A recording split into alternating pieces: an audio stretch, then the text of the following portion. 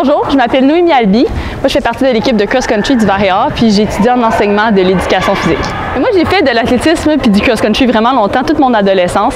Après ça, j'ai arrêté pendant très longtemps à cause d'une blessure, mais l'année passée, dans ma première année, je voyais toute l'équipe du Var-et-Art qui s'entraînait, je voyais mes amis, des gens que je connaissais déjà. Puis ça m'a vraiment donné le goût de revenir. Je voyais comme une famille, puis comme de fait, depuis que je suis rentrée, je vois que c'est vraiment une équipe qui est unie. Puis tout le monde s'encourage, tout le monde s'aide. Il n'y a pas de question de niveau, tout le monde s'en fout, on est juste là, puis on s'entraîne ensemble, puis on a du bon temps. Moi, c'est vraiment l'espèce de côté chaleureux, puis le fait de s'entraîner avec des amis, avec des gens que j'aime, c'est ça qui m'a attirée dans l'équipe.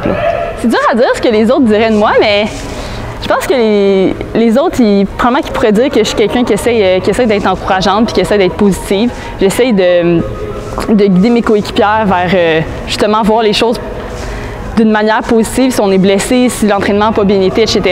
Je pense aussi que vu que je suis en éducation physique, des fois ça a l'air de rien, mais j'ai quand même certaines notions d'entraînement puis tout. Fait que des fois on discute entre nous, puis on essaye de trouver des solutions à des problèmes ou à des blessures. T'sais, évidemment, on n'est pas les coachs, mais je pense que des fois je peux apporter une oreille attentive. Moi, je suis pas celle qui va faire des points pour l'équipe, mais des fois je suis celle qui va être capable d'encourager puis de ramener le monde. Fait que c'est peut-être un peu comme ça que mes coéquipiers aussi me voient là. J'ai fait l'athlétisme longtemps, puis ce qui est vraiment positif, c'est que j'avais beaucoup de support. Je pense que c'est vraiment important que la famille et tout ça soit un support. Ici, c'est ma famille Var-et-Art, c'est mes coéquipiers, mais chez nous, c'était ma famille puis mon coach.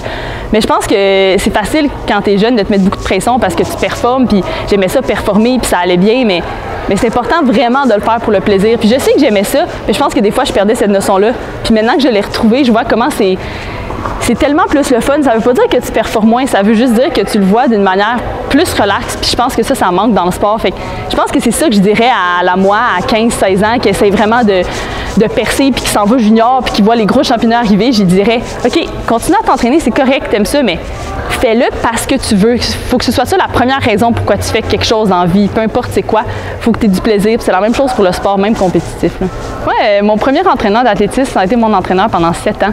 Puis il m'a vraiment marqué. Je pense qu'un premier entraîneur, quelqu'un qui est là pendant quelques années, ça nous marque toujours. Mais lui, il m'a vraiment fait découvrir mon sport, puis il m'a vraiment permis de me développer à long terme. Puis même si j'ai arrêté pendant longtemps, puis que je suis plus avec lui maintenant, je repense toujours à lui, puis j'y parle encore. Puis je pense que c'est important d'avoir un entraîneur qui est présent, puis qui est là, puis qui t'écoute.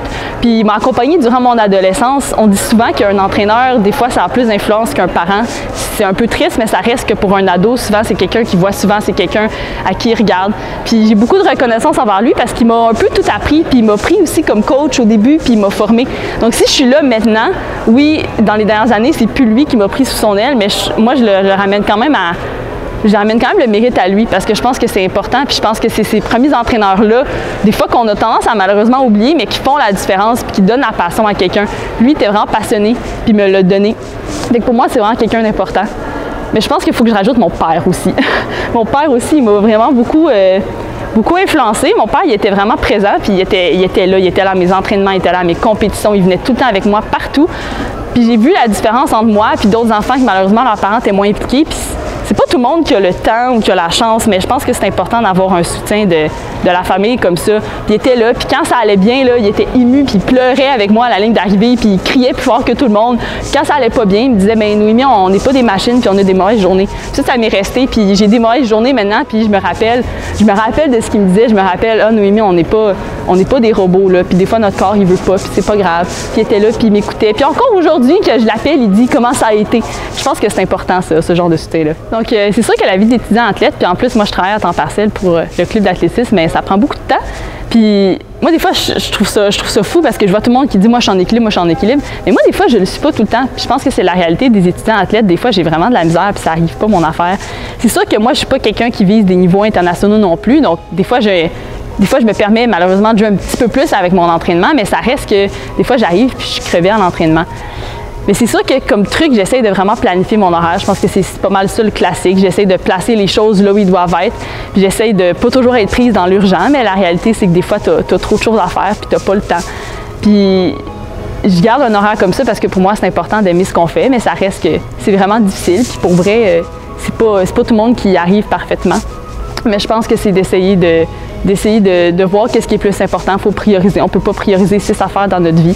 Fait que des fois, quand c'est le temps de prioriser l'école, je priorise l'école. Puis souvent, ça va par vague. Puis c'est comme ça que j'arrive au bout de la session à avoir tout fait. Moi, je pense que mon rêve à court terme, dans les 5-10 prochaines années, ce serait d'avoir une espèce d'hybride entre ma profession plus classique d'enseignant puis le milieu de l'athlétisme aussi. Moi, c'est vraiment ma passion. Moi, je respire ça tous les jours, puis ça me rend super heureuse. Donc, c'est un peu ça que je voudrais faire. Ouais. Je pense que pour moi, le sport, c'est une passion. C'est une passion en premier, puis c'est une passion avant tout. Puis bon, toute la vie devrait être une passion, mais malheureusement, on n'a pas toujours ce luxe-là. Mais je vois beaucoup de gens qui exercent leur passion, puis souvent à un haut niveau, mais que tu les regardes aller, puis t'es plus certain qu'ils sont vraiment passionnés.